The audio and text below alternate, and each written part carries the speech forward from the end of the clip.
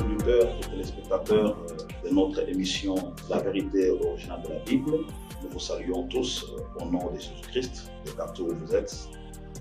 Notre émission d'aujourd'hui, nous allons parler sur les blasphèmes de Baruti Kasongo et aussi sa réaction sur la lettre qui lui avait été écrite par le frère Billy Paul, Joseph Branham et Ferguson. Je ne suis pas seul sur ce plateau aujourd'hui, je suis avec trois hommes de Dieu qui m'accompagnent et je vais les présenter depuis ma gauche en évoluant. Et ici, j'ai le pasteur Ken qui est à ma gauche et à sa gauche aussi, il a le pasteur Thomas et après le pasteur Thomas, nous avons le pasteur Jacques qui vient de notre assemblée de Buffalo, New York. Oui, nous allons traiter ensemble avec les hommes de Dieu. On va leur poser des petites questions pour essayer de comprendre un peu la profondeur de ce qui se passe au sujet des thèmes importants du message, comme le 7e sceau, et aussi analyser les propos du pasteur Baruti Kasongo en rapport avec la lettre qui lui avait été envoyée. Oui, ma première question va s'adresser directement au pasteur Ken. Le pasteur Baruti, nous l'avons suivi, il était en train de se questionner, de pouvoir savoir qui est celui qui devra révéler le 7e sceau. Qu'est-ce que vous pouvez dire à nos téléspectateurs, pasteur Ken?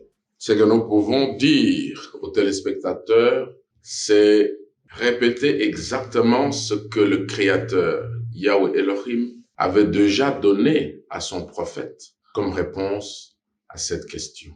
Qui est-ce qui va révéler ce que les voix de ces tonnerres avaient dit? D'entrée de jeu, il faudra dire qu'il n'y aura pas un homme sur la terre qui recevra la révélation de ce que les voix de ces tonnerres d'Apocalypse 10 avaient dit. Parce qu'en ce temps-là, il avait été dit à Jean que seul ce qu'ont dit les sept tonnerres et ne l'écrit pas. Ce que les voix de sept tonnerres ont dit ne fait pas partie de la parole écrite de Dieu et par conséquent, on ne peut pas prêcher sur cela parce qu'il n'y aura aucune référence, aucune écriture, rien du tout pour montrer que voici la révélation. Donc, cela ne sera donné à personne. Dans la prédication, Dieu dévoilé, Frère Branham dit aussi, en répondant à la question qui lui était posée, est-ce que cette révélation-là, de ce que les voix de sept tonnerres avaient dit, ne sera-t-elle pas donnée à quelqu'un? Et la réponse de William Branham était claire, il dit non. Ça ne sera donné à personne parce que cela consisterait à ajouter ou à retrancher quelque chose de la parole.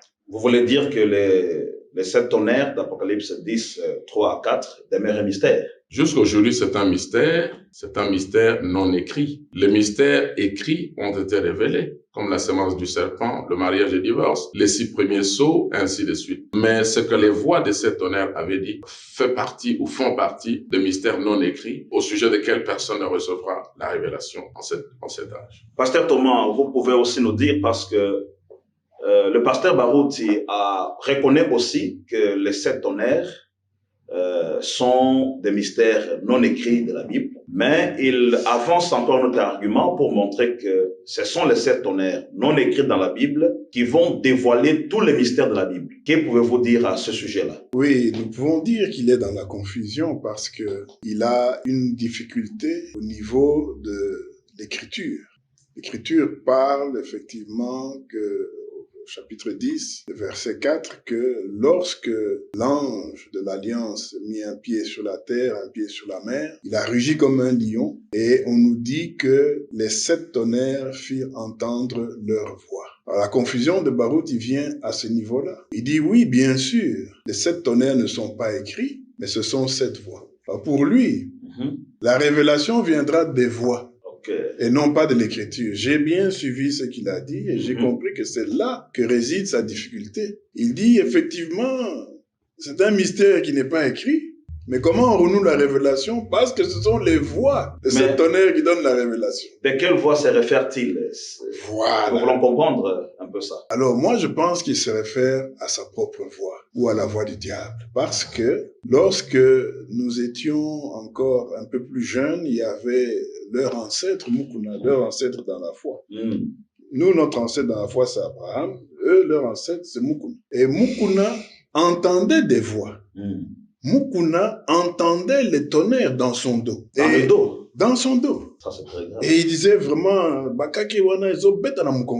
donc, lorsque Mali aussi dernièrement a donné un témoignage, il a dit que non, je crois que maintenant Barout est arrivé au niveau que Mukuna avait atteint. Donc, les voix qu'il entend là, ce sont les voix de sa propre démonologie qu'il est en train d'entendre. Et il croit que, parce que les 7 tonnerres ne sont pas écrits, ce sont les voix de 7 tonnerres qui vont donc donner la révélation. Mais c'est ambigu et puis c'est la confusion totale. Pasteur Jacques, partagez-vous le même avis avec le pasteur Thomas. Aussi, je peux enchaîner notre question parce que le pasteur Barout il montre que aujourd'hui les 7 tonnerres ne sont pas des mystères et que c'est déjà révélé. Et il montre aussi que c'est Branham qui l'a dit, le frère Branham, le prophète du Seigneur, qui a dit que les 7 tonnerres sont les brochures, les 7 tonnerres sont les bandes. Que pouvez-vous dire à ce sujet? Oui, je peux dire que pour renchérir, mes précieux frères, qu'il est dans une très grande confusion. En quoi consiste sa confusion? Vous verrez que il dit les voix de 7 tonnerres révèlent les sceaux, ou révèlent les 7e sceaux. Donc il a sa formule à lui, qui est contraire vraiment à l'écriture. Nous savons que avant l'ouverture des 7 sceaux, il y a eu un coup de tonnerre. Il n'y en a pas eu 7. Il n'y en a pas eu 7. Et vous voyez, il change même lui l'ordre. Au lieu de parler du premier sceau, 2e sceau, 3e, 4e, 5e, 6e, 7e, il commence lui par le 7e pour dire que le voix des 7 tonnerres ouvre les sceaux au moyen du 7e sceau. Par les 7 tonnerres. Oui, parce que c'est de la confusion, mon frère. Nous devons rester dans la logique et dans l'enseignement du prophète. Quel dites-vous maintenant de ce qu'il dit que les 7 tonnerres sont les brochures et ce sont les bandes? C'est un mensonge. C'est un mensonge. C'est-à-dire, selon lui, tout celui qui détient les bandes, qui détient les brochures, il croit les 7 tonnerres. C'est très faux parce que, comme le frère Thomas l'a dit, l'écriture est là où on parle de cette voix de 7 tonnerres. C'est dans Apocalypse chapitre 10, je crois versets 3 et 4. On dit bien les 7 voix de 7 tonnerres. Et les 7 voix de 7 tonnerres n'ont pas été écrites dans la Bible. Donc ce sont des mystères non écrits que personne ne connaît. Alors dire que ce sont des bandes, dire que ce sont des brochures, c'est un mensonge. C'est un mystère caché. Et c'est ce que le prophète Branham a enseigné ici. Il dit que c'est un mystère total. Personne ne le sait. Personne? Oui. Les frères Barout disent qu'il connaît ça. Donc, il est l'antichrist. C'est pour cela, nous voulons aussi dévoiler qu'il s'oppose ouvertement au prophète qui a amené le message. Parce que le prophète Branham nous a enseigné que c'est derrière les 7 voix des 7 tonnerres que se trouve caché le mystère du 7e sceau. Comme les voix des 7 tonnerres ne sont pas écrites, vous voyez, et que dans le 7e, c'est ça même ce qui fait qu'il cache même le 7e sceau, qui est un silence. Le frère Branham m'a montré qu'il y a un lien entre les deux, c'est-à-dire entre cette voix des 7 tonnerres et le 7e sceau. Donc, les deux là sont cachés, personne ne le sait. Prétendre le connaître, c'est tout simplement s'opposer à l'enseignement de notre Seigneur, Yeshua HaMashiach. Prétendre connaître la révélation de 7 tonnerres, c'est s'opposer à l'enseignement de notre Seigneur Jésus-Christ, selon ce que dit le pasteur Jacques. Pasteur Ken, je voudrais aussi que vous puissiez nous préciser à notre public, aux téléspectateurs qui s'attendent vraiment de cette émission. Ils savent que de ces émissions sortent vraiment les vérités, telles qu'expliquées dans le message temps de la fin. Nous voulons savoir, entre le pasteur Barout et le frère Branham, qui a prêché le 7e sceau avant l'autre? Et puis je vais renchérir ma question. Oui. Alors, ce que je peux dire, c'est que William Branham est le prédicateur principal en tant que prophète messager. Il est le prédicateur principal pour cet âge de la Odyssée dans lequel nous vivons. Et il est celui qui a apporté le message et qui a prêché. Mais pour répondre avec précision, nous ne pouvons pas dire que frère Branham a prêché sur le 7e sceau. Parce que le 7e sceau, bien couvert, mais il n'a jamais été révélé. Mais frère Branham a parlé sur le 7e sceau. Il a fait allusion au 7e sceau. Mais il n'en avait pas la révélation et il ne connaissait pas la révélation. Et il a prêché avant Barouti. Barouti était encore là-bas au Congo, au village là-bas, en train de pratiquer la sorcellerie et la Je pose la question. Il ne connaissait pas. Je pose la question là parce que le pasteur Barout, il a dit dans son assemblée lorsqu'il s'est référé au 7e sceau, il l'a lu clairement dans la première partie du 7e sceau. Frère Branham montre clairement que le 7e sceau n'est pas révélé, les 7 tonnerres non plus, ce sont des mystères cachés.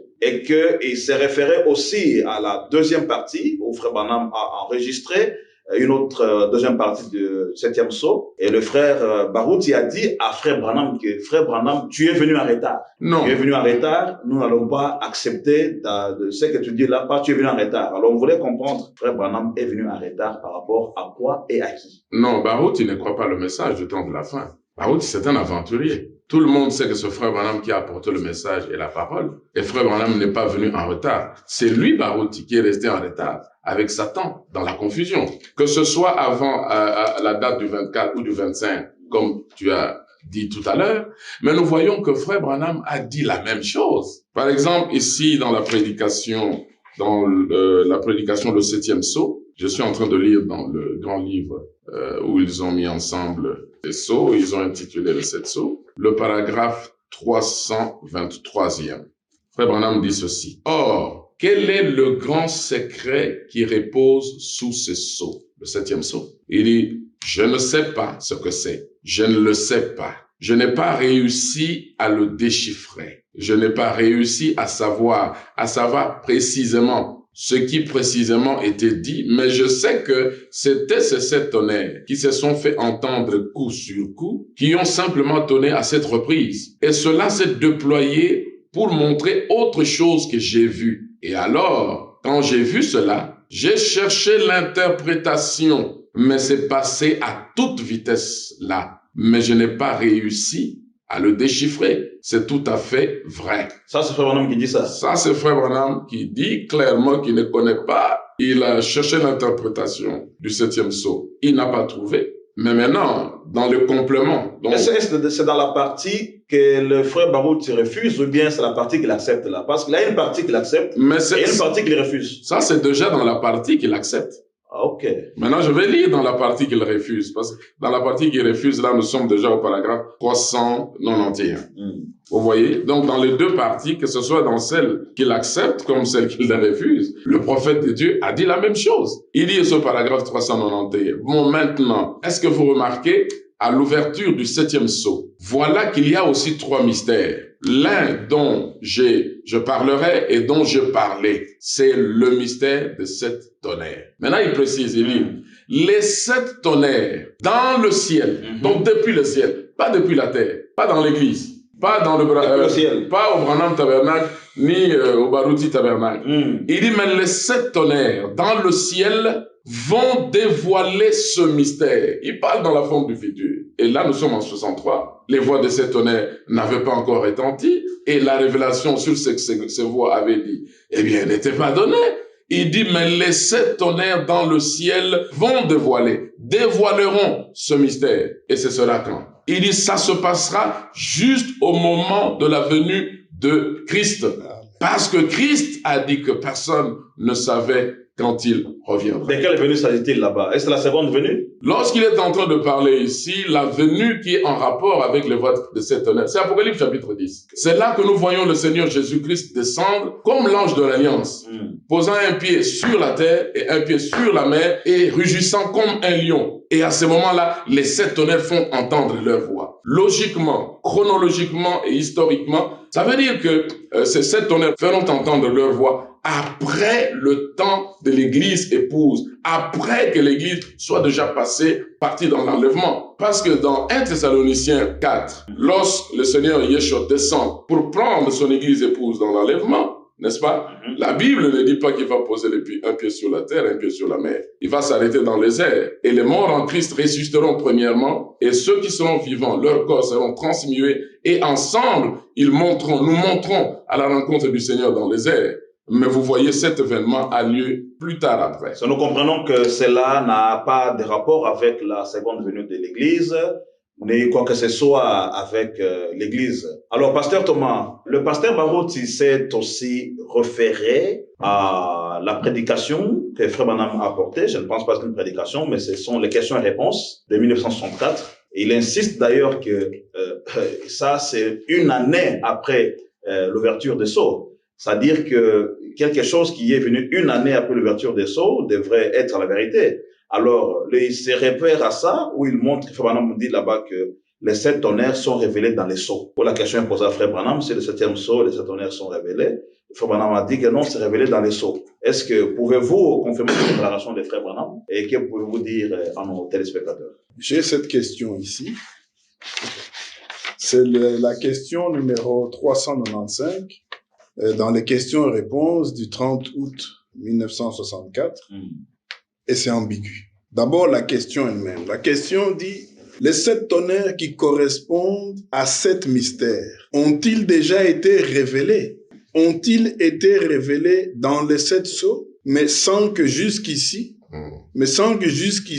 ils nous soient encore connus comme étant les tonnerres? Mais la question, elle est compliquée. La question est compliquée, ambiguë, et elle ne peut pas appeler à une réponse logique. Vous voyez, les 7 tonnerres qui correspondent à 7 mystères ont-ils déjà été révélés?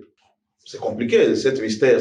C'est-à-dire que celui qui pose la question pense que les 7 tonnerres sont les 7 sceaux. 7 mystères sont donc des 7 sceaux.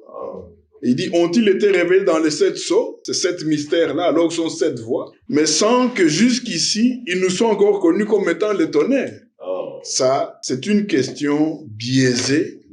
Oui. Parce que celui qui la pose pense que il a fait les 7 tonnerres, voilà, il a un avis prédéterminé, que les 7 tonnerres correspondent au mystère des 7 sceaux, mais que nous ne savions pas encore qu'ils étaient connus comme étant les tonnerres.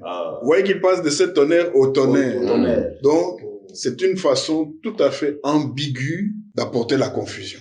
Et Frère Branham dit non, ils ont été révélés dans les 7 sceaux. C'est à ça que les tonnerres se rapportaient. Vous voyez que Frère Branham, lui, quand il répond dans un autre contexte, montrant, comme le frère Jacob venait de le montrer, qu'il y a un lien entre le 7e sceau et les voix de 7 tonnerres. Les 7 voix de 7 tonnerres retiennent le mystère du 7e sceau. Pas des 7 sceaux, du 7e sceau.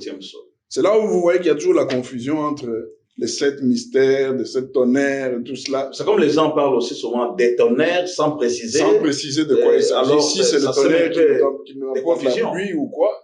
Donc, ils sont dans la confusion. Frère Branham dit encore ici, il dit, les 7 tonnerres qui ont fait entendre leur voix, et personne n'arrivait à comprendre ce que c'était.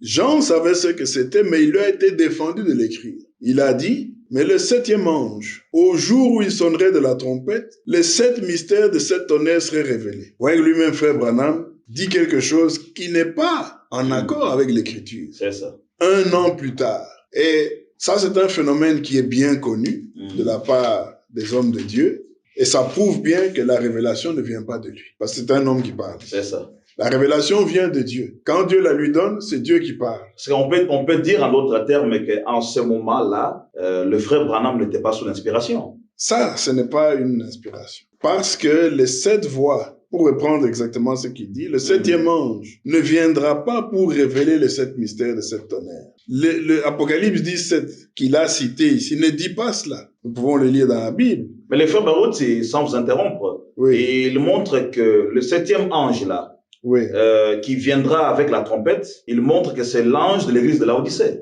Oui, mais et nous savons que l'ange de l'église de Laodicée, c'est Frère Branham. C'est-à-dire que Frère Branham est aussi le 7e ange de la trompette.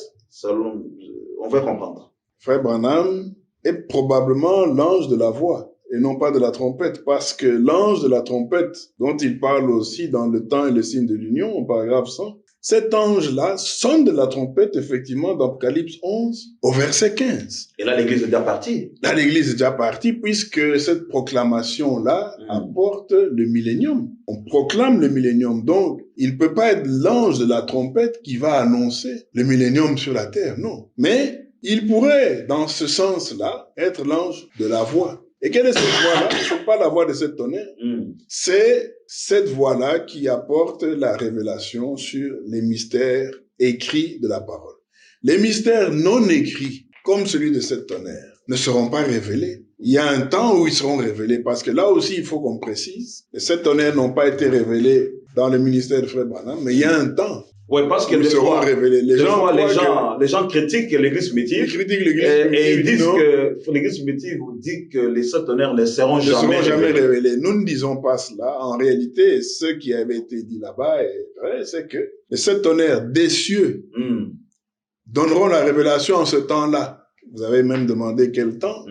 Au temps où Jésus vient pour détruire la terre. Okay. En ce temps-là, il viendra et les sept tonnerres feront entendre leur voix. Donc, c'est ici, c'est dans cette question ici, qui est tout à fait confuse. Et nous, dans l'église primitive, nous n'avons pas l'habitude de nous référer à des passages ambigus. Là où le prophète de Dieu a parlé clairement, nous invitons aussi les lecteurs à aller s'approvisionner et se ressourcer là-bas. Pas là où c'est confus comme ça. Frère Branham, lui, après avoir dit que des milliers de mes amis vont me quitter, parce que je dis que je ne connais pas cette révélation et qu'elle ne sera pas apportée, les sept tonnerres ne seront pas révélés dans mon ministère. Maintenant, il dit que non, le septième ange, le septième ange messager de l'âge d'Odyssée va venir révéler ces tonnerres. Non, cela n'est pas possible. Et je le lis ici pour terminer et appuyer encore ce que le frère Ken venait de dire. Parce que j'ai aussi une question pour le pasteur Jacques. Oui, parce que lui-même, frère Branham, montre que ce septième sceau est un sceau très, très mystérieux. Parce que on n'en parle nulle part. Il dit au paragraphe 261, mais il y a un secret qui repose là-dessous. Et il donne d'un coup sur la chair. Il dit, gloire à Dieu au plus haut des cieux. Je ne pourrai plus penser de la même façon pour le reste de ma vie après avoir vu. Or, je ne sais pas, je ne connais pas la prochaine étape là, mais je ne sais pas ce que c'est, comment l'interpréter, ça ne va pas tarder. Voilà ce que j'ai noté quand c'est arrivé. Si vous pouvez le voir, arrêtez. Ne pas aller plus loin que ceci ici. Je ne suis pas du genre fanatique, mais je dis simplement la vérité. Et ici, il dit au paragraphe 393, je crois que c'est là aussi tout près de là où le frère Ken avait lu, mais il y aura les sept voix de ces tonnerres qui révéleront la grande révélation à ce moment-là. Alors je crois, nous qui, si nous ne le savons pas et si nous, ce ne sera pas divulgué avant ce moment-là. Le pasteur Barouti a lu ça aussi devant son assemblée. Oui. Mais après avoir lu ça, il a dit que ça, nous ne croyons pas. Ça, il a dit qu'il ne croit pas. Et puis, nous savons que ceux qui ne croient pas sont simplement les incrédules. Barouti, c'est le diable qui parle en lui parce que le diable s'oppose au Seigneur. Mais il fait des miracles, pasteur. Le diable aurait vu. Bon. Il fait des miracles, il a ressuscité les gens. Il a guéri les malades. Est-ce que vraiment le diable peut faire ça? Nous avons suivi que le diable peut imiter n'importe quel don. Le diable peut faire des miracles, frère Branham, et j'espère que vous apprenez quelque chose là-dessus. Donc, c'est quelque chose qui est tout à fait faisable. Il peut imiter les dons, mais il ne peut pas connaître ceci. Et il dit, ce ne sera pas divulgué avant ce moment-là, mais ce sera révélé ce jour-là, à l'heure où c'est censé être révélé. Alors, ce qu'il nous faut faire, c'est d'être respectueux devant Dieu. Barouti n'est pas respectueux devant Dieu. Barouti s'oppose à Dieu et il est fâché contre Dieu et contre Frère Branham parce qu'on n'a pas apporté la révélation de cette tonnerre. Parce que le septième sceau n'a pas été révélé. Ça, c'est le langage du diable. Le diable parle maintenant, ainsi dit le diable, directement dans Barouti. Vraiment, pasteur Jacques, tu as écouté ce que le pasteur Thomas vient de dire, que le diable parle directement dans Barouti. Mais nous avons le pasteur Barouti qui a dit aussi que, il s'est référé à Daniel, je ne sais pas, il faut que vous me trouviez cette écriture, probablement que je n'ai jamais lu ça. Barouti a dit que au temps de cette tonnerre, plusieurs seront purifiés. Que dites-vous, pasteur Jacques? Il dit, au temps de cette tonnerre, plusieurs seront purifiés. Est-ce que les sept tonnerres peuvent purifier quelqu'un, pasteur Jacques? Non, je ne crois pas comme ça que les sept tonnerres puissent purifier. Cette écriture d'abord existe. Parce que c'est Daniel qui a dit ça. Avant de répondre à votre question, je voulais d'abord un peu aller dans le même chemin que Frère Thomas. Je veux revenir à votre question concernant cette question. C'est très important parce qu'on doit savoir si les sept tonnerres purifient aussi. Oui, oui. Bon, lui, le prédicateur Barouti, chaque fois, même à part Barouti, mais même les autres, il se réfère toujours à ça. Mais comme le frère l'a dit là, c'est ambigu. Parce que la réponse, il commence par dire non. Oh, c'est vrai. Réalisez un peu. Les sept tonnerres qui correspondent à sept mystères, ont-ils déjà été révélés? Ont-ils été révélés dans les sept sceaux? Mais sans que, jusqu'ici, jusqu'ici, ils nous sont encore connus comme étant les tonnerres. Et ce qui sort de sa bouche, d'emblée, c'est non. Ah, c'est qu'il avait refusé ça. Vous comprenez? Il dit, ils ont été révélés dans les sceaux. C'est pour cela que le frère vous a parlé de l'ambiguïté. Et même quand vous prolongez plus loin là, il dit que c'est à ça que le tonnerre s'est rapporté. Donc, il n'a pas montré la révélation, il n'a pas dit, voilà la révélation. Il n'a pas montré ça. Mais il nous envoie, mais il nous a envoyé dans les 7 sceaux. Voilà. Or, quand nous arrivons aussi dans les 7 sceaux, il faut comprendre que les 7 voies de cet tonnerre ne sont pas les 7 sceaux. Au paragraphe 49, la brèche entre les 7 tailles de l'église et les 7 sceaux. Écoutez maintenant la correction que Frère Branham apporte. Paragraphe 49, il dit, les 7 sceaux sur les livres. Ces 7 sceaux, seuls les livres. Voyez-vous, le livre est absolument scellé. Vous le voyez? L'Assemblée dit Amen. Le livre est absolument un livre scellé jusqu'à ce que les 7 sceaux soient brisés. De quel livre parle-t-il? Parle-t-il du livre que tu lis là? Non, parle-t-il d'un autre livre? Le livre scellé de 7 sceaux, ce n'est pas ça. Alors c'est quoi? C'est la Bible. Oh, c'est la Bible? Oui. Parce que lorsque je veux revenir à Daniel, parce que pour cela, je vous ai dit, gardez votre mal en patience. Vraiment. Je voulais d'abord un peu terminer ici, ce que j'avais sur la langue. Donc, je disais, écoutez maintenant, il dit, le livre là est scellé de 7 sceaux. Or, ça remplace les 7 sceaux. C'est différent des 7 tonnerres. Donc, les 7 tonnerres et les 7 sceaux sont différents. Ça, c'est dans les sceaux où tu lis là? Ici, c'était dans la brèche entre les 7 tailles de l'église et les 7 sceaux. C'est une prédication qu'il avait apportée juste avant même d'aborder l'enseignement sur les sceaux. Donc, il dit, c'est différent. Donc, nous devons retenir que les 7 sceaux ne sont pas les 7 voies de 7 tonnerres. Et quand le prophète nous renvoie, il dit c'est à cela que ça s'est rapporté. C'est-à-dire que si nous voulons en savoir quelque chose au sujet des 7 voies de 7 tonnerres, nous devons aller dans les sceaux, mais pas tous les sceaux. Il faut aller maintenant dans le 7e sceau. Qu'est-ce qu'il a dit? Est-ce qu'il ne parle de 7 tonnerres dans le 7e sceau? Il a parlé de 7 voies de 7 tonnerres. Même dans le premier sceau, mais il a dit nous présumons, nous savons que ça ne tardera pas. Mais il a dit aussi que ça donnera. Il dit quand ça s'est... Mais il dit, je présume, d'après moi, ça ne tardera pas à être révélé. Et quand ça sera révélé, c'est ce qui apportera la foi de l'enlèvement. Il pensait, en tant que messager, que Dieu lui accorderait cette révélation-là. Maintenant, arrivé le jour où il devrait présenter au peuple de Dieu la révélation de cet honneur, écoutez maintenant ce qu'il dit. Or, il y a une raison pour laquelle Dieu a fait donner ces 7 voies. C'est parce que c'est quelque chose qui doit arriver. Vous voyez, nous voyons que Christ à l'agneau a pris le livre dans sa main, qu'il a ouvert le 7e sceau. Mais vous voyez, c'est un mystère caché. Donc, si Frère Branham nous rapporte, il dit, rapportez-vous au sceau. Donc, nous sommes là maintenant dans le sceau ici, et précisément dans le 7e où, comme Frère Ken l'a dit, qu'il a présenté le 7e sceau. Il n'avait pas apporté la révélation, mais il a présenté que c'est un sceau mystérieux, c'est caché. Et il continue, il dit, mais vous voyez, c'est un mystère caché, personne ne le connaît. Cela concorde parfaitement avec ce qu'il a dit, que personne ne saurait quand il y vient, et il n'allait pas connaître ce mystère de 7 tonnerres non plus. Donc, personne. Personne. Le même qui nous a dit que c'est à cela que ça s'est rapporté.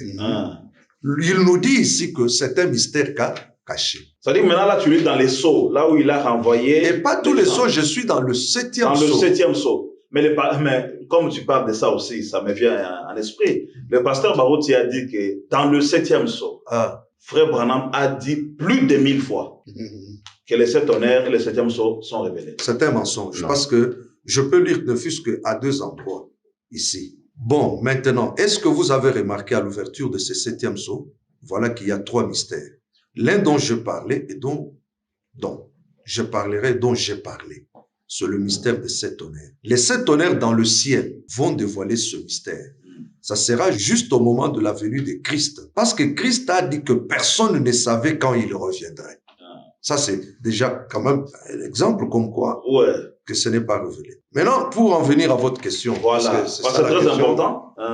Beaucoup de frères ont toujours pensé que Daniel 12 parle de 7 voix, de 7 tonnerres. Mais il parle de quoi, pasteur? On dit le livre scellé des 7 sceaux. Je vous ai montré tout à l'heure ici que les 7 sceaux sont différents des 7 tonnerres.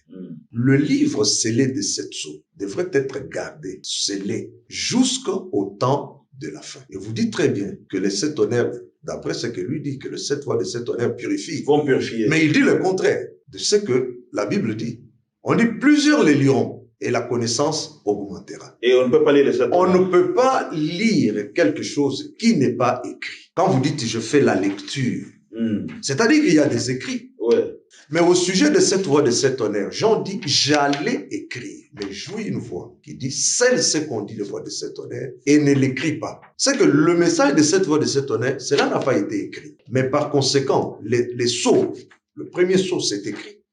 Le deuxième, il y a des symboles. Le troisième, et ce que nous appelons la révélation, c'est quoi? C'est justement ces symboles-là qui ont été écrits et que lui est venu révéler en prenant d'autres écritures pour nous faire comprendre les symboles qui sont dans ces sceaux-là. Donc, en aucune fois, les 7 voix de 7 honneurs ne peuvent apporter la purification. Mais c'est plutôt le message, la parole qui nous purifie et qui nous prépare. Là, nous pouvons conclure cette première partie qui concerne le 7e sceau, comme le pasteur Jacques vient de le montrer, que les 7 tonnerres ne purifient pas, comme le pasteur Barouti l'a dit. Mais il y a aussi une partie très importante, mes chers invités, et je rappelle à nos téléspectateurs que cette émission est tournée depuis Jeffersonville, Indiana, USA, aux États-Unis d'Amérique, dans la ville même où le message a été apporté par le prophète Branham. Oui, pasteur, il y a quelques jours passés, le pasteur Barouti était au Gabon. Et là, il a fait quelques déclarations qui ont semé des tumultes et beaucoup de réactions dans le monde. Ça a bougé tout le monde du message et ça a même poussé Billy Paul, Joseph Ferguson à pouvoir réagir. Qu'est-ce que le pasteur Barouti a dit? Le pasteur Barouti a dit que une fois, il était ici à Jeffersonville, ça fait des années, et il était en train de parler avec le frère Joseph. Et le frère Joseph lui a tenu dans la main, lui a dit, allons, je vais t'amener vers ton ami. Et son ami, c'était qui? Billy Paul. Et il a un message à te donner de la part de l'ange. Et arrivé, le frère Billy Paul a dit à frère Barouti, la première chose était de savoir, il dit, tu t'inquiétais que tu iras au ciel. Et le pasteur Barouti, il lui a confirmé au pasteur Barouti que non, ils seront au ciel ensemble. L'ange lui a dit que ne t'inquiète pas, nous serons au ciel ensemble. Mais à part ça, l'ange a encore dit à Billy Paul de dire à Barouti que le même don qui était sur le prophète Branham, le don des miracles, et tout ce que le frère Branham faisait, est maintenant sur lui, Barouti. Et c'est quelque chose qui confirmerait sa position aujourd'hui, qui montre que Barouti est celui qui a pris la relève du message. Et aussi, l'ange va encore ajouter à Billy Paul pour dire à Barouti que tu n'as pas assez de succès dans tes campagnes parce que tu manges beaucoup. Tu manges beaucoup avant d'aller faire les campagnes. Il fallait jeûner comme Frère Branham le faisait. Alors, quelle est votre réaction en rapport avec cela? Vous êtes écouté depuis Jeffersonville. Qu'est-ce que vous pouvez réagir à ce sujet-là? Est-ce que Barouti dit-il la vérité ou calomnie-t-il le frère Billy Paul? Pasteur Thomas. Barouti est un menteur de la première heure. Et quand il parle de son propre fond. C'est vrai. Nous avons suivi ça aussi, et nous avons aussi suivi la réaction écrite de Billy Paul et Joseph. Il y a plusieurs choses à dire, mais l'un des éléments principaux est que Billy Paul affirme que l'ange dont Barouti parle là, et il ne l'a vu qu'une seule fois. Et cette unique fois-là, c'est le jour où le frère Branham l'a réveillé pour voir l'ange. L'ange ne venait pas pour voir Billy Paul. L'ange était venu pour voir le frère Branham et parler avec lui, et lui a demandé l'autorisation de pouvoir le faire voir à Billy Paul. Et Billy Paul dit que il ne m'a rien dit. Alors maintenant, la confusion, elle se trouve à quel niveau? Quand Barouti parle de ce témoignage-là, il parle de quoi? D'un autre moment auquel l'ange sera encore venu parler à Billy Paul, ou bien il se réfère à ce moment-là où l'ange était venu voir frère Branham et frère Branham a réveillé son fils. Parce que si c'était le cas, je ne pense pas que dans ces années-là, je crois que c'était en 46, en 1946, quand il a eu sa commission, ou à peu près à cette époque-là. Mais c'est aussi clair, pasteur Thomas, oui. Dans ce que dit le pasteur Barouti. Je ne pense pas qu'il se réfère à ces moments-là, vers les années 40, quelque chose. Voilà. Mais, selon le pasteur Barouti... Une autre expérience. Parce que en 1946, le pasteur Barouti ne croyait pas encore, je crois. Il n'était même pas, il venait de naître. Probablement. Parce que l'ange répond à l'inquiétude du pasteur Barouti. Je ne sais pas si vous comprenez. Voilà. L'ange répond à l'inquiétude parce que le pasteur Barouti s'inquiétait s'il irait au ciel ou pas. Mais regardez la similitude. Quand l'ange est venu parler à Frère Branham s'inquiétait. Il dit, mais peut-être que je suis un démon parce que j'ai des visions. Et quand je demande aux gens de quoi il s'agit, tout le monde dit non, ce sont des visions qui viennent du diable. Et c'est pour répondre à son inquiétude que l'ange est venu lui dire, non, les visions que tu as là, c'est parce que tu es destiné à avoir un ministère et un message qui ira dans le monde entier. Baruti imite Frère Branham et prétend que Billy Paul lui a dit que non, tu t'inquiètes parce que tu ne seras pas sauvé. Cette inquiétude qu'il a là, d'ailleurs, ça montre bien qu'il n'est pas sauvé parce que il n'est pas sûr d'être sauvé. Il n'est pas plus que les musulmans. Les musulmans aussi ils disent Inch'Allah. Est-ce que vous êtes sauvé? Ils disent Inch'Allah. Ça veut dire quoi, pasteur Thomas? Si Dieu le veut. Ah. Et Baruti est comme ça exactement parce que sa foi n'est pas fondée sur l'écriture. Donc, il imite Frère Branham qui était aussi inquiet, pas de ne pas être sauvé, mais d'avoir des visions et qu'on pensait que c'était peut-être des visions diaboliques. Alors lui, il vient, il dit que non, Billy Paul lui a dit, tranquillise-toi, tu seras avec nous aussi. Et puis d'ailleurs, l'esprit qui est avec nous, qui était sur Frère Branham, est sur toi. Il est sur toi. Baruti, dont l'anagramme est abruti, est vraiment ce qu'il est. Baruti, c'est un imitateur, nous l'avons dit depuis le début. Il imite Frère Branham. Lorsque Frère Branham dit qu'il est allé au-delà du rideau du temps, lui aussi il dit qu'il est allé. Oui, il a dit qu'il a vu des sœurs là-bas, il a vu des sapins. Il a vu des sapins, des sœurs avec de longues chevelures, voilà, qui disaient que tu es un roi. Voilà. Tout ça, il imite Frère Branham. C'est l'esprit qui était sur son mentor, son ancêtre dans la foi, ou dans l'incrédulité alors. Dans l'incrédulité, Mukuna. Et ils vont se rejoindre. Mukuna aussi était comme ça. Mukuna aussi parlait d'abord de Frère Branham. Et puis Mukuna s'est comparé à Frère Branham. Et puis Mukuna a fait un coup d'état à Frère Branham. Il est devenu supérieur à lui. Puis il est devenu Dieu mal compris. Et puis il est devenu Dieu tout court. Mais Baruti suit le même chemin. Quand il attaque Frère Branham maintenant, il est à l'étape que Mukuna avait atteint aussi quand il commençait à dire que non, Frère Branham c'est un faux prophète. Donc vous voyez que il a exactement cet esprit-là. Il est l'héritier de Mukuna. Et tout ce qu'il fait maintenant, c'est une imitation. Billy Paul a dit, mais l'ange ne m'a jamais parlé. Et je ne l'ai vu qu'une fois. Donc quand Baruti parle, et il a même dit, ce que j'ai dit est vrai, et je ne corrigerai rien. Il ne corrigera rien. Oui, parce qu'il a dit que ce qu'il a dit était la vérité, il n'y a rien à corriger. Mais celui qu'il prétend avoir été là-bas, qui lui a parlé, a dit que non. Moi, l'ange ne m'a parlé qu'une fois. Donc il voudrait maintenant que Billy Paul invente aussi une visitation de l'ange pour lui faire plaisir. Je vais revenir à vous, pasteur Thomas. Donc, je vais revenir aussi au pasteur Baruti, c'est vraiment l'abruti de l'année, l'abruti général. Il est complètement détraqué, c'est un malade mental. Le pasteur Thomas dit que Baruti, c'est l'abruti général, pasteur Jacques. Mais Baruti dit que Billy Paul, même s'il a oublié, il n'avait pas intérêt parce que l'ange n'était pas venu parler à Billy Paul de Billy Paul, mais l'ange était venu parler à Billy Paul de Baruti. Ça dit que c'est normal que Billy Paul oublie, parce que ça ne les concernait pas. Maintenant, lui a retenu parce que ça les concernait. Il a donné aussi l'exemple de sa fille, qui lui avait dit que lorsque tu vas, papa, tu auras beaucoup d'argent, des choses comme cela, et que sa fille, lorsqu'elle a grandi, il avait oublié. Il est aussi probable que Billy Paul ait oublié. Alors, que pouvez-vous dire, pasteur Jacques, à ce point-là? Parce qu'il dit que Billy Paul a oublié, mais lui se rappelle. Que pouvez-vous dire là-dessus? Bon, Billy Paul est vivant.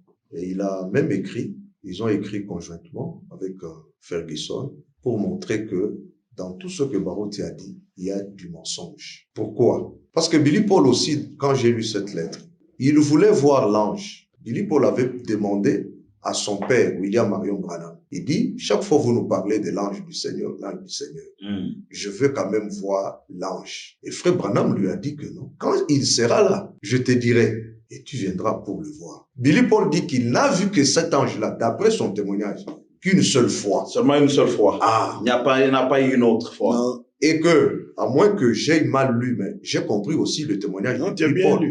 Billy Paul dit que l'ange ne lui avait pas parlé. Quand l'ange n'avait rien dit. L'ange n'a jamais parlé à Billy Paul. Le voir, oui. Mais lui parler, ça c'est... Alors, voilà que Baruti, maintenant, plus tard, pour intimider les gens, il dit que non, cet ange-là a parlé à Billy Paul pour lui dire que, dites-lui qu'il ne s'inquiète pas, qu'il sera au ciel. Au ciel. Alors il doit s'inquiéter. C'est que, certainement, en comprenant ça, c'est Oui, qu'il est en train de s'inquiéter. Mais il fait les miracles, comment il va s'inquiéter? Mon frère, nous l'avons dit aujourd'hui dans notre exhortation, témoignage, les miracles, même le sorcier font des miracles. Surtout, Ils imitent. Hmm. Et le prophète nous a donné les conseils. Il dit que il ne faut pas accorder une importance primordiale à ces histoires-là des miracles qu'on sort. D'abord, l'intérêt, c'est la parole. Vous avez vu vous-même que sur le plan du message, il est en train d'embrouiller les gens sur les 7 tonnerres. Les 7 tonnerres, c'est un peu compliqué les choses qu'il dit là. Alors que l'enseignement est très simple. Mais lui, il vous dit que c'est révélé plus de 1000 fois. Plus de 1000 fois. Lui a compté ça, plus de 1000 fois. Mais un frère dans le ministère lui a posé cette question, que tu as dit que plus de 1000 fois. Est-ce que tu peux nous prouver le 1000 fois? Il n'a jamais répondu. Donc, cette affaire de Barouti, ce sont les enfants de Frère Branham qui l'ont dévoilé. Son mensonge. Mais il a dit qu'il ne va pas se repentir. Et le diable ne se répand pas. c'est ça. C'est ça la Vous dit que le pasteur Barouti, c'est le diable. Je dis ça et je pèse le mot. Barouti, c'est un diable. Vraiment. Parce que si vous avez calomnié les gens et que ces gens-là disent que non, nous n'avons jamais dit ça. Il serait mieux de passer, dire que non, j'avais menti. Mais voilà qu'ils persistent dans l'erreur et ça va l'amener plus loin. Le frère qui ont connu Mukuna, son père, on dit que les débuts c'était toujours comme ça. Aujourd'hui, il y a même des gens, nous avons suivi des gens qui disent que Barouti est Dieu. Oui, je suis un pasteur qui dit ça. Vous comprenez là où nous Et sommes? puis il n'a pas condamné ça aussi. Il n'a pas condamné. Et finalement, on l'adorera. Il cherche à s'imposer. Donc, Barouti, c'est le tabernacle de démons, C'est ça. si nous pouvons le dire. Pasteur Ken, Ouais. le pasteur Barouti a reçu dans son église un prêtre catholique. Et il défend ça parce qu'il dit que frère Branham aussi avait reçu de l'aide des catholiques. Il a reçu un prêtre catholique dans son église. Et le prêtre catholique là a dit que ils ont fait des recherches dans leur milieu et ils ont découvert, ils ont compris que celui qui a pris la relève de frère Branham et du message, c'est le frère Barouti. Que dites-vous? Croyez-vous aussi que pasteur Barouti, c'est celui qui a pris la relève du message? Le prêtre là qui a parlé à Barouti, il est possédé de mauvais esprits, exactement comme Barouti lui-même. C'est quelqu'un que Barouti est allé chercher. C'est quand même un prêtre, pasteur. Oui, mais c'est un faux prêtre indénominationnel qui ne croit pas au message de William Branham et qui ne comprend rien de la parole. Un ami à Barouti, que Barouti est allé prendre, qui vient donner un faux témoignage afin d'abuser la crédulité des gens qui les suivent. C'est un menteur, c'est un faux. Et William Branham a parlé clairement sur la relève. Nous connaissons comment ça devrait se passer. La première question qu'il faut se poser. Le prêtre là lui a dit que c'est lui qui assurerait actuellement la relève pour le ministère de William Branham. Et le message. Mais je vous pose la question, c'est-à-dire je la leur pose et je donne la réponse. William Branham est parti dans la patrie céleste en 1965, au mois de décembre. Barouti, selon son propre témoignage, il serait venu dans le milieu du message en 1974 ou 75. Donc il y a eu à peu près un temps de un espace presque 9 ans, presque 10 ans. Alors pendant ce temps-là, qui avait pris le relève? Ça vous de nous dire. Quand est-ce que Barouti est devenu celui qui a tué la relève? Parce qu'il n'était même pas dans le message. Mais parce qu'il dit qu'il réunit tout ce qui était dans les frères Branham. C'est-à-dire, il a la parole que frère Branham avait, il a les dons des miracles que frère Branham avait, il a le discernement des esprits, et lui aussi, lorsqu'il voyage, il voyage avec quelques sœurs qui chantent, et puis lui me dit que non, lorsque les sœurs là chantent, il a de l'onction pour prêcher. Non, pour ce qui est de la relève, la vérité est connue, c'est-à-dire que William Branham, alors qu'il est encore vivant, 2 ou 3 ans avant qu'il ne meure, c'est-à-dire qu'il ne soit rappelé par le Seigneur, il avait reçu Ewald Frank ici, à Jeffersonville, parce que le Seigneur avait parlé à Ewald Frank chez lui en Allemagne pour lui dire que c'est lui qui emmagasinerait la parole et lorsque le moment serait venu, il se tiendrait au milieu du peuple pour distribuer. Et il est venu ici, William Branham, le prophète, a confirmé que c'est le Seigneur qui lui avait parlé, mais que lui, Ewald Frank, avait mal compris ce que le Seigneur lui avait dit, parce qu'il était allé acheter de la nourriture naturelle, des choux et des carottes et des tomates, alors que la nourriture dont il était question, lui dit frère Branham, c'était les prédications inspirées qui devaient être gardées sur bande. Et Ewald Frank explique comment il détient encore, ou il détenait jusqu'à l'époque où lui-même n'était pas encore tombé, environ une vingtaine ou plus. Ah, vous voulez dire qu'il est déjà tombé? Il est déjà tombé, je vais arriver là. On reviendra. Oui, alors, donc, une vingtaine de bandes plutôt, qu'est-ce que je dis, une vingtaine de lettres de correspondance entre lui et William Branham, dans lesquelles William Branham lui donnait les instructions sur comment il ferait le travail lorsque lui, William Branham, ne serait plus là. Donc, nous savons que c'était Ewald Frank. Et le Seigneur avait donné à Ewald Frank l'écriture de Matthieu 24, 45, surtout la première partie là, pour être celui qui distribuerait la parole. Donc la relève, après William Branham, c'était d'abord Ewald Frank. Mais c'est quand Ewald Frank est tombé que l'écriture s'est aussi accomplie. Parce que là, il est dit que si le serviteur là devient méchant, et il bat ses serviteurs et tout ça, alors il n'aurait pas de récompense. Mais vous voyez, il n'était pas seul dans Matthieu 24, 45. Le Seigneur avait aussi parlé d'autres compagnons de service qui seraient avec lui. Lui est tombé parce qu'aujourd'hui, il rejette, ainsi dit le Seigneur, sur mariage et divorce et sur beaucoup d'autres vérités, sur le quartier général. Il ne veut plus croire. Le Seigneur l'a abandonné. Et c'est comme ça que le Seigneur, Yahweh El Shaddai, a pris l'un de ceux qui étaient là avec lui dans le ministère de la distribution de la parole. Et c'est notre frère Pierre Casse. Est-ce que lui ont fait connaître qu'il est tombé et voilà là où il avait fait les erreurs? Frère Thomas ici présent et frère Casse avaient effectué le voyage jusqu'en Allemagne pour lui montrer ses erreurs, comment il rejetait la parole. Il y a eu une discussion entre lui et frère Pierre Casse qui lui a lu dans Mariage et divorce le paragraphe 188. Il lui a dit, mais ici, frère Branham dit que l'homme peut se marier encore comme David, comme Salomon, comme la continuité de la Bible tout entière. Et Ewald Frank a rejeté là, dit, ah, tu crois ça? Ben si tu crois ça, eh bien va te marier à 100 femmes. Mais le problème, ce n'était pas de se marier à 100 femmes. Le problème, c'était de reconnaître que même si tu n'es pas marié à 100 femmes, mais la polygamie, c'est ainsi dit le Seigneur. C'est ça que Yahweh a établi après le commencement, comme la nouvelle nature. Vous voyez, un mâle et plusieurs femelles. Mais il a rejeté cela. Donc, pour ce qui est de la relève aujourd'hui, c'est lui qui est en train d'être utilisé, c'est le frère Pierre Casse. Et nous sommes ses collaborateurs, nous travaillons ensemble avec lui. Maintenant, pour revenir à Baruti. Baruti ne peut pas être l'évêque général. Et il ne peut pas, je donne la raison, il ne peut pas être l'évêque général. Il ne peut pas être celui qui assure la relève. Parce que tu parles de la relève. La relève, c'est la continuité du travail. Alors, Baruti ne prêche pas et ne croit pas le message de William Branham. J'ai suivi son intervention. Il a dit, oh, Frère Branham, ça, nous ne croyons pas.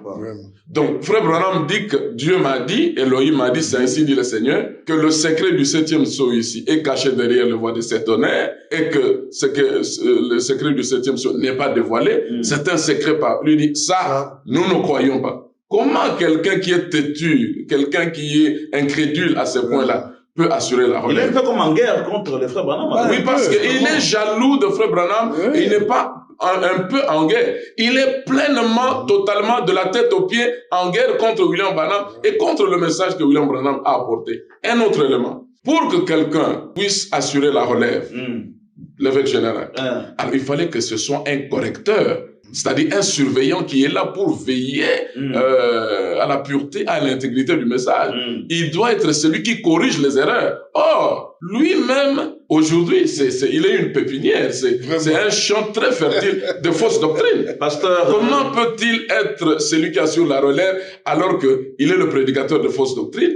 Et en plus de cela, il contredit Frère Branham, il dit « je ne crois pas ». Il insulte Frère Branham, il dit que Frère Branham est venu pour apporter la confusion aux gens. Oui, Pasteur Ken, on a compris. Pasteur Thomas, mais on veut quand même comprendre parce qu'il y a un élément très important sur lequel le pasteur Baruti a insisté. On va bientôt conclure dans 5 minutes.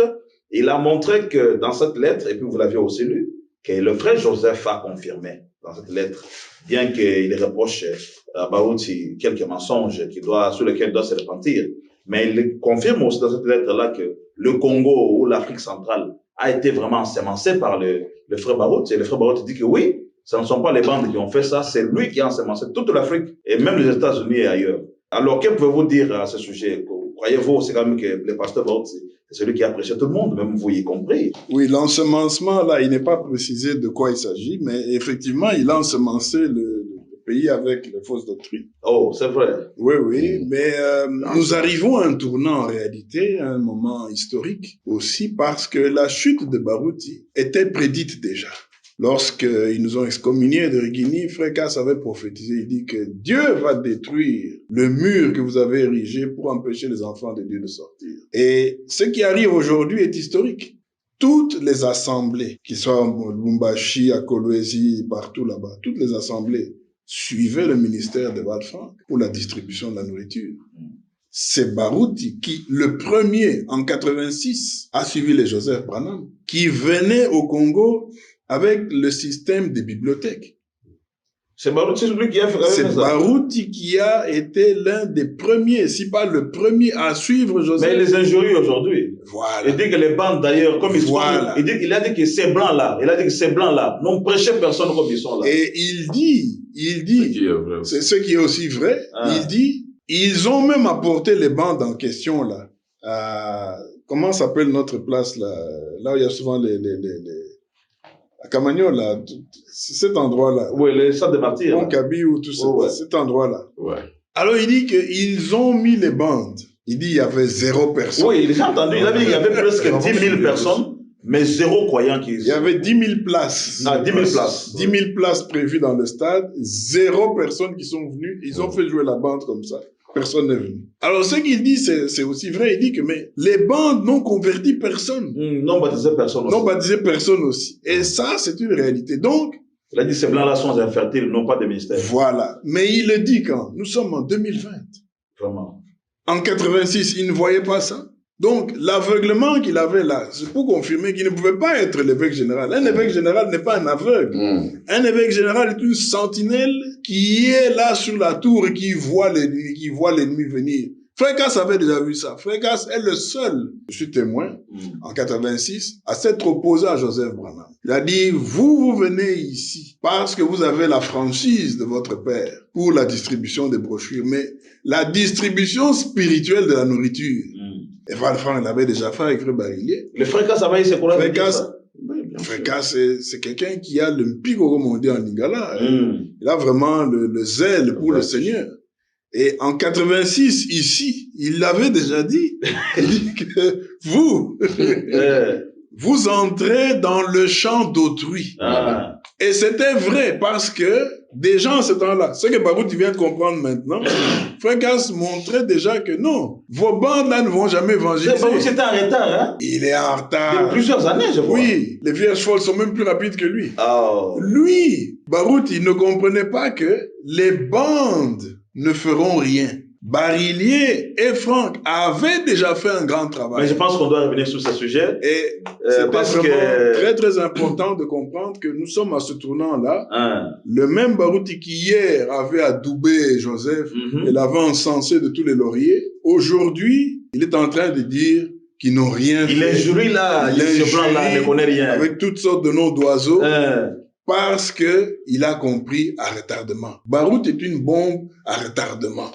Et Barouti explose aujourd'hui comme étant l'abruti général qui pense avoir l'évêché, mais personne ne parlait de l'évêché avant que nous n'en parlions. Pasteur Jacques, vous avez suivi ce que le pasteur Thomas dit. Vous allez intervenir, même pour 2-3 minutes, et puis vous allez prendre, enfin, on va encore faire la ronde, 1 minute pour chacun pour conclure. Quels sont, parce que vous dites que le pasteur Barouti n'est pas celui qui a pris la relève. Quelles sont les conditions réunis pour qu'on sache que la personne ici est celui qui a pris la relève? Parce qu'on a suivi François Le Picard qui a dit qu'après Frère Branham, il n'y a pas, c'est Jésus-Christ. Celui qui a pris la relève de Frère Branham, c'est Jésus-Christ. Ça, c'est Le Picard qui dit.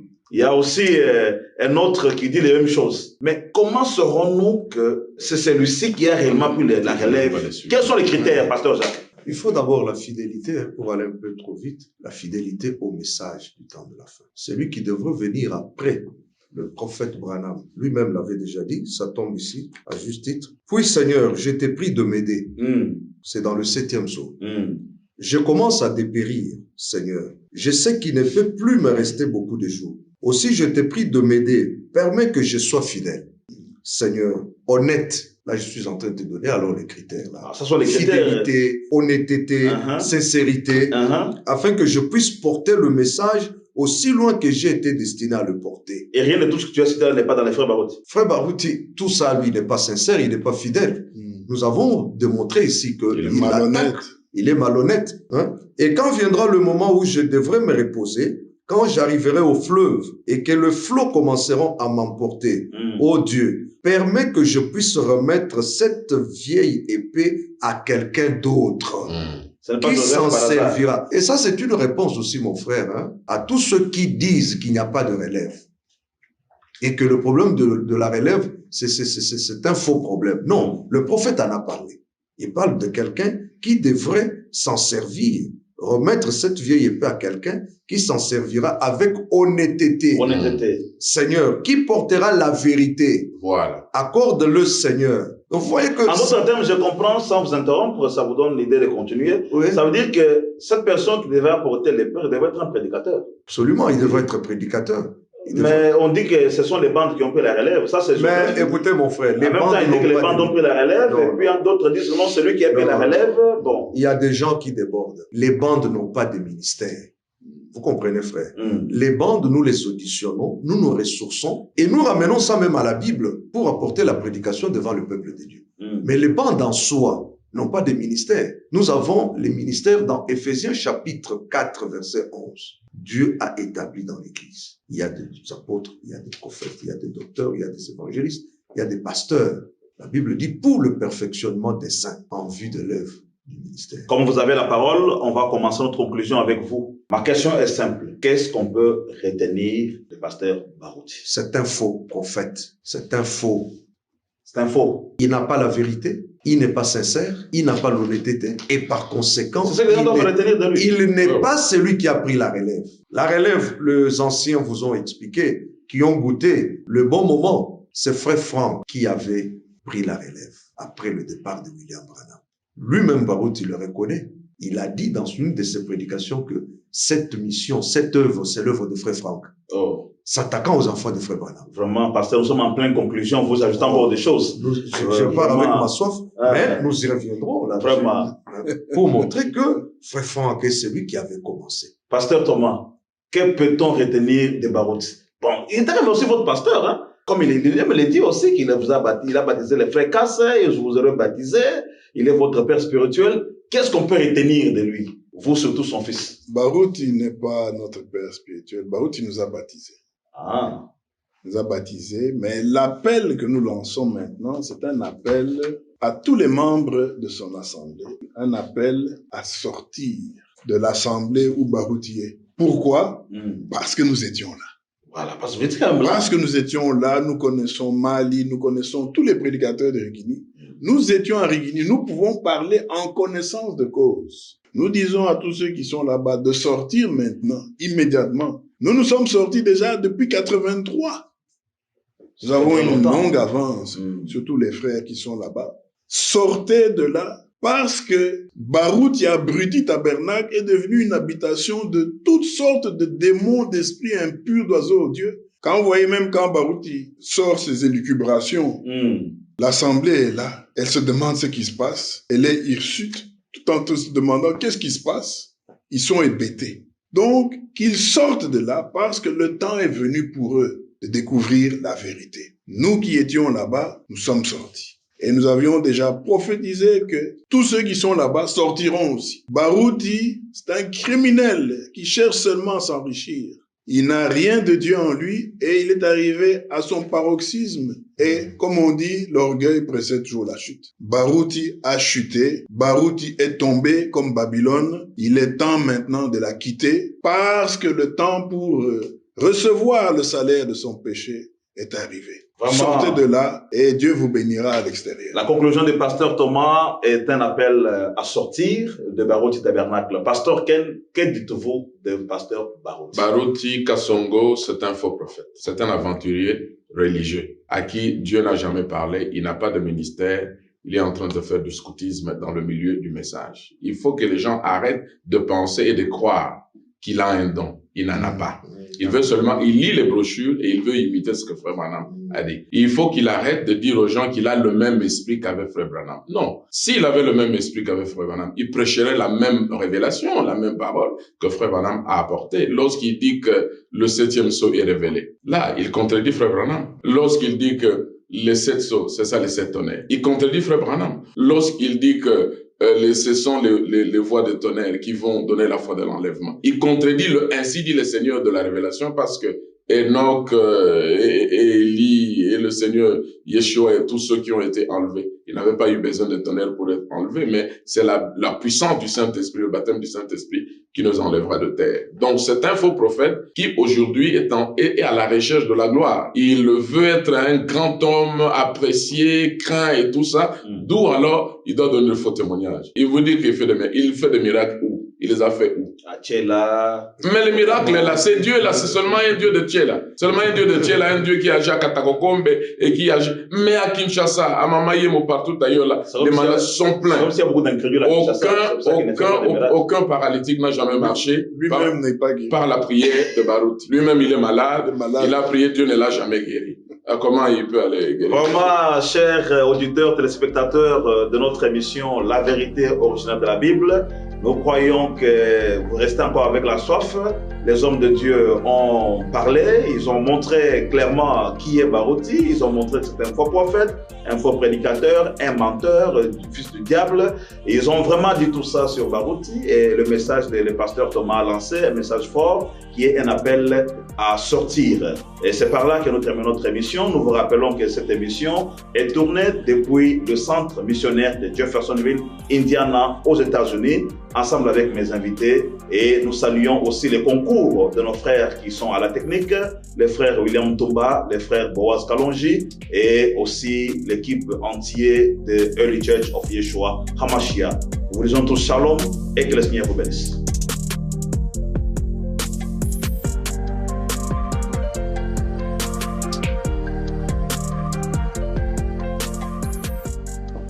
Vraiment, c'était très bien. Le problème de la relève, très important. Le problème de la relève, là, c'est un problème très important. Shalom, shalom. Justement parce qu'il y a beaucoup qui... J'ai suivi beaucoup de choses. Hein. Les gens qui me disent, écoutez, c'est Jésus-Christ qui a pris la relève. Mais Jésus va prendre la relève. Jésus va prendre la relève. Shalom. Donc le Seigneur envoie Frère Branham. Et puis lui-même vient pour prendre la relève. Ça dit que c'est un sujet qu'ils ne maîtrisent pas. Ils ne maîtrisent Ils ne pas. savent pas quoi dire, qu'est-ce qu'il faut lire, ils ne connaissent pas. Alors ils se débrouillent. Ils ne savent pas ce qui s'est passé depuis que Jésus est parti. Voilà. Vraiment. Qui avait pris la relève? Quel retard de 2000 ans. Ouais. Vraiment. Ils ne savent pas suivre ça. Comment c'est Pierre qui a continué.